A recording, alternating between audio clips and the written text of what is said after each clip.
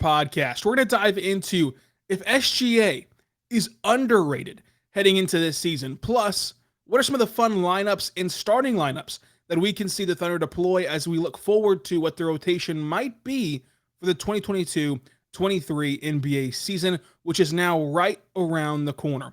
All of this coming up on today's Locked On Thunder podcast on the Locked On Podcast Network. It's your teams every day. You are Locked On Thunder, your daily Oklahoma City Thunder podcast. Part of the Locked On Podcast Network, your team every day.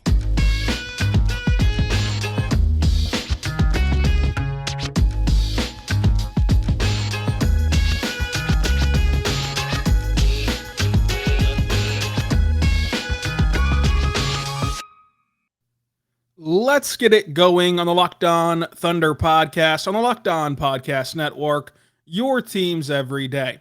I am your host, media member, and editor-in-chief over at thunderousintentions.com, Rylan Stiles. You can follow me on Twitter at Rylan_Stiles. Follow the show on Twitter at LOThunderPod and email the show LOThunderPod@gmail.com. On today's show, we're going to dive into if SGA is underrated or are the executives right about what they think of him. Plus, what fun lineups can OKC produce this year as we look forward to this season, which is just around the corner, folks. We've got Media Day on the 26th. Training camp opens up the next day. And then the Thunder play a preseason game on October 3rd.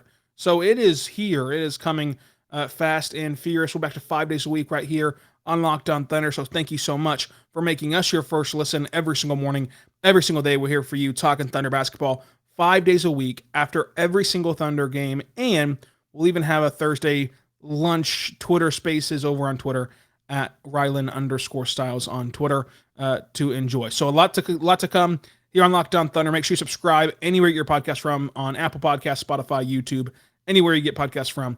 Check us out. Subscribe for free. Every episode's free. We got you covered here for the Locked On Thunder podcast. So my question for today is SGA underrated? And I think that the answer is a resounding yes, because every year we see these polls come out where these different websites like NBA.com, Hoops Hype, even BetOnline has a list out right now of ranking the top players in the league. And then more specifically, ranking the young players in this league. Oh, under 25 guys. Or who would you want to start a franchise with right now? Guys like that.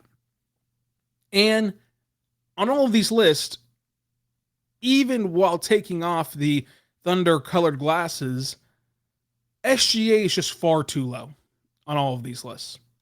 SGA is 24 years old. Through 4 NBA seasons, he is averaging 18 points, 4 rebounds, 4 assists, and a steal per game, while shooting 47% from the floor and 34% from three. The last 2 seasons, SGA is averaging 24 points, 5 rebounds, 6 assists, a steal, and a block per game on 47% shooting from the floor and 34% from three. That's just in 91 games. Basketball Reference is projecting SGA to average 24 points, 5 rebounds, 5 assists, a steal, and a block per game on 47% shooting from floor and 33% shooting from three. Folks, in 2021, right, in the season of 20 to 2021, SGA shot 42% from three, while shooting 42% on above the break threes and 44% on corner threes. It's not that distant past of SGA shooting well from three. SGA's shooting percentages, I promise you, will go up this year. I'm very confident in his efficiency from three going up this year. While expecting a leap from him from three-point land in terms of percentages, I also think that it should not be discounted that he is the best rim finisher in the league. In the 99th percentile in the league of rim finishing talent, he is incredible at finishing at the rim. The way that he can maneuver his body and manipulate his body to the rim through contact and finish over, between, through defenders is incredible. And you look at what happened post All-Star break last year. 30 points, 5 rebounds, 7 assists, a steal, and a block per game on 54% shooting from the floor and 39% shooting from deep. He's on a 5-year max contract with no opt-outs. And hopefully, SGA can play a full season this year. Because if he can play a full season this year, and if he can stay healthy, if he can do those two things this year, then everyone is going to see just how good that he is. Because I want to focus in solely on this Hoop Hype survey because we have the most data points about it. So we know that it's put on by hoopshype.com. We know it's a survey of executives.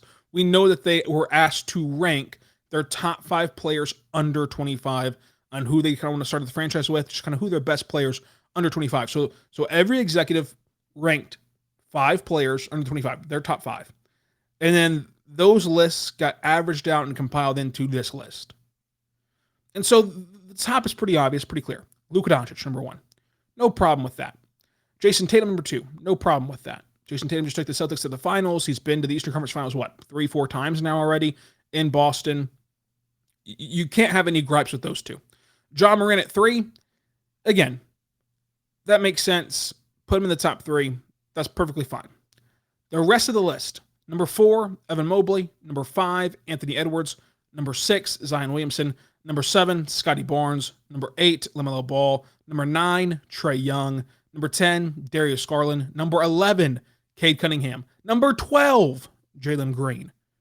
And then tied at 13 is Shai Gilgeous-Alexander and Therese Halliburton. That's where Shai ranks. Shai went from ranked 8th to tied for 13th with Therese Halliburton. I believe they both got like 1.3% of the vote. They were like included in the top 5 of 1.3% of the votes. Hoops Hype did this same poll with the same criteria in January of 2020. And at that time, SGA was number 8. He finds himself now at 13, tied with Therese Halliburton. And that's my big gripe, is what changed from January until now. Because if anything, SGA had his best stretch of his career, really, post-All-Star break. My big gripes here, number 1, I would like to know, the only thing that I would want clarity on, really, is did they factor in years of control? Did they factor in, like, the contract scenarios in this? Or is it just purely who are your top 5 players under 25? That does change things a bit. Because, Cade Cunningham, you have him under control for 8 years versus SGA 5 years, plus whatever Cade Cunningham is projected to be in your mind. That can tip the scales a bit. But if it's just pure on who is the best player in the NBA at the age of 25 or less, 25 and under, to me, there's no argument for Scotty Barnes. There's no argument for LaMelo Ball. There's no argument for Jalen Green. And there's no argument for Therese Halliburton. There's a toss-up with Cade and Anthony Edwards and Darius Garland. Like you can make the case on either side. And I don't think that that's worth sparking a war over right now. It's not the point of this. But they flatly got it wrong with 4 guys ahead of SGA in Scotty Barnes, LaMelo Ball, Jalen Green, Therese Halliburton. Are all those guys great? Yes, they're all great. They're all good. But the best version of Therese Halliburton is if he can become what SGA already is. Jalen Green has put together one quality half of NBA basketball. Half of a season of NBA basketball. And I like Jalen Green. I had Jalen Green I had him 1B on my draft board in 21. And I wanted to find every excuse to get number 1 because I thought he was going to be amazing. And he has been amazing. He's played really well. It's not supposed to be a knock on a guy to have a slow start to his rookie season. I love Jalen Green. So again, does this factor in years of control or not is the question. But if you're just evaluating these guys on talent and what they've produced already, what they've shown already, what they kind of project out to be for their careers, the for sure thing is SGA. I love what LaMelo Ball does. I think that LaMelo Ball is awesome. I think that LaMelo Ball is a great player to have, a fun player to watch, and he is on he makes the Hornets a top league pass team, even though the Hornets, the rest of the roster has not really came around yet. And Scotty Barnes was awesome as a rookie. He was awesome. But no matter the criteria for this, if you're factoring in years of control, if you're factoring building a team around somebody, if you're factoring in what they've already done in the NBA, all those things clear for SGA over Scotty Barnes. His position's more valuable. The building around a team with SGA is easier. It's just, He's better than Scotty Barnes. Like, I don't get how you can sit here and rank Scotty Barnes, LaMelo Ball, Jalen Green, Therese Halliburton over SGA. Again, I have toss-ups about Cade Cunningham and Anthony Edwards and Darius Garland. Those are much closer, in my opinion, that I don't think that they're worth kind of sparking a huge debate over. I know every Thunder fan will take SGA. I know every Pistons, Wolves, and Cavs fan will take Darius Garland and Anthony Edwards and Cade Cunningham. So we're like, it's just not worth it at that point to go back and forth. I think if you get level-headed people, everyone agrees that SGA is better than Therese Halliburton, Jalen Green, and LaMelo Ball. So I would just be interested to know kind of the thought process of the voting in the sense of, again, contract control and, projections and things of that nature. So really my big gripe is that SGA fell from, top 8 to tied for 13th, the last place on the list since January. That's just odd to me. That doesn't sit right with me and what I'm envisioning for what SGA can become. Now look, SGA is going to play a full season. Like he's got to stay healthy. That's going to be a big deal. I think that he will. And I think that you'll see this year that it was these narratives about the Thunder were holding back SGA and they won't playing him and they wouldn't let him get on the floor. That just simply wasn't true. Like they want him to play. He's going to play this year and hopefully he can stay healthy. Now, if he gets hurt, he gets hurt. But you can count on one hand how many times over the last year that SGA was sat in a scenario where he could have played, where he was healthy enough to play and could have gone out there. Look, you go back to 2020 and 2021 season. He was out with that foot injury. People called it fake, yet he didn't play for Team Canada. And then you saw this summer how much playing for Team Canada meant for him and meant to him, and how much that he embraced that and loved that, and just his whole vibe around that. And we knew that at the time, so it was a shock to see him not play for Team Canada back then. But he was obviously actually hurt. You saw him come back this year after the All-Star break. If the Thunder were just tanking and sitting him out, they would have acted like that injury was more severe and would have kept him out past the All-Star break. But they let him come back. Now, the final, 5-6 games, yes, there is no point to continue to push him and play him in that scenario, given the circumstances of the season and given the circumstances of what the team was projecting to be going forward and what the team wanted, which was, of course, higher draft pick, better lottery odds, whatever the case is. But the hope is that SGA can play, 70 games, something like that. And the hope also is that SGA can become an all-star for the first time in his career, which the pathway might get a little easier now that Donovan Mitchell is in the East. DeJounte Murray is in the East. DeJounte Murray coming off of a team that was not a playoff team last year, that was not this juggernaut last year of the Spurs, right? Could the Thunder be, 5-6 games below 500 at the time of the All-Star break, to where their record's good enough to justify SGA getting in and taking that DeJounte Murray spot? I think that they could be.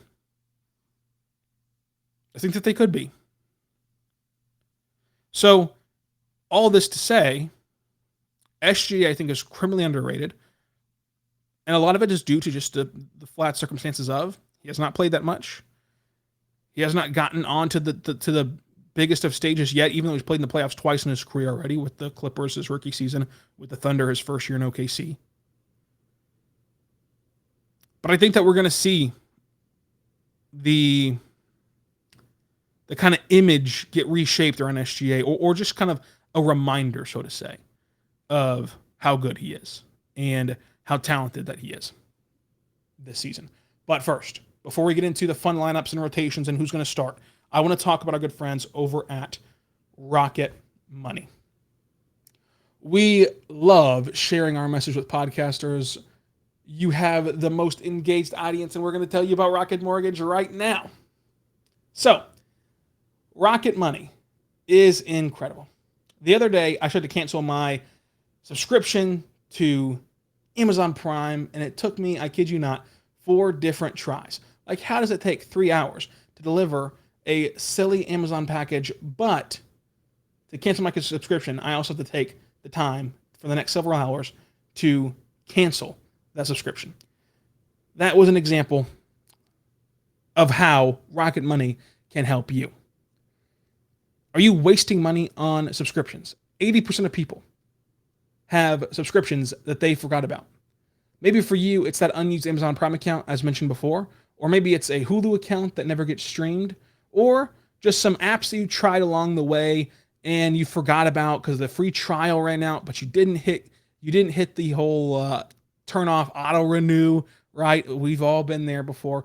If that is a problem for you and you're wasting money on those sort of things, stuff that you know you don't use anymore or stuff that you simply forgot about, well, that is where Rocket Money comes in. And it was formerly known as Truebill, so it's the same service with a brand new name, Rocket Money. Do you know how much your subscriptions really cost you? Well, most Americans think that they spend around $80 on subscriptions, when in actuality, that total is closer to $200 or more. That's right. You could be wasting hundreds of dollars each month on subscriptions you don't even know about. Rocket Money Podcast's talking points for this is that you need to know you can simply save money by canceling those unwanted subscriptions, canceling those unwanted, subscriptions that are hard to cancel, that they can make you jump through those hoops. You don't have to jump through hoops anymore.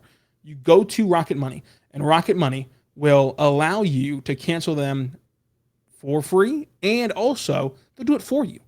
They'll figure out a way to do it. So go to rocketmoney.com/lockedon.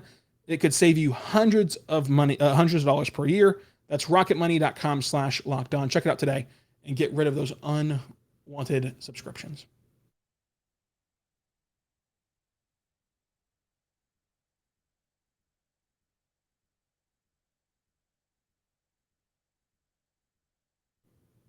We are back on the Locked On Thunder podcast, on the Locked On Podcast Network, your teams every day. I am your host, Rylan Stiles. You can follow me on Twitter at Rylan_Stiles. Follow the show on Twitter at LOThunderPod. Email the show, LOThunderPod@gmail.com. Thank you so much for making Locked On Thunder your first listen every single morning, every single day. We're here for you talking Thunder basketball.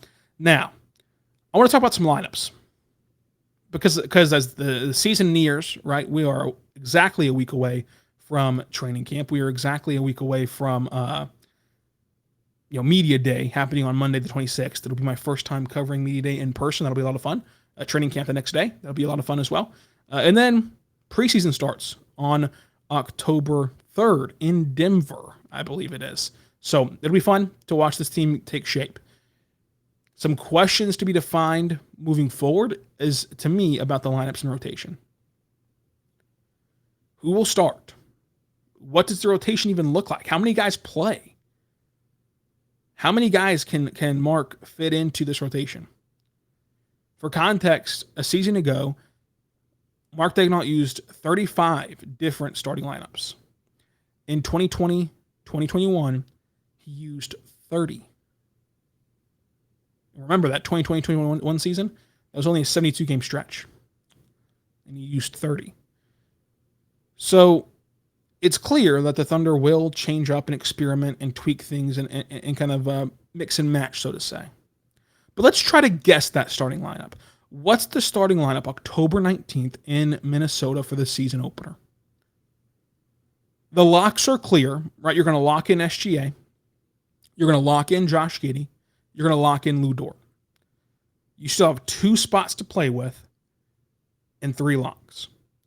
Who are the contenders for those 2 spots? To me, the contenders are Darius Bazley, who, of course, has been in the starting lineup for the majority of his career. Got benched last year, but for the majority of his career, he's been in the starting lineup. Jeremiah Robinson-Earl, a second-year player who the Thunder were very comfortable at starting last year.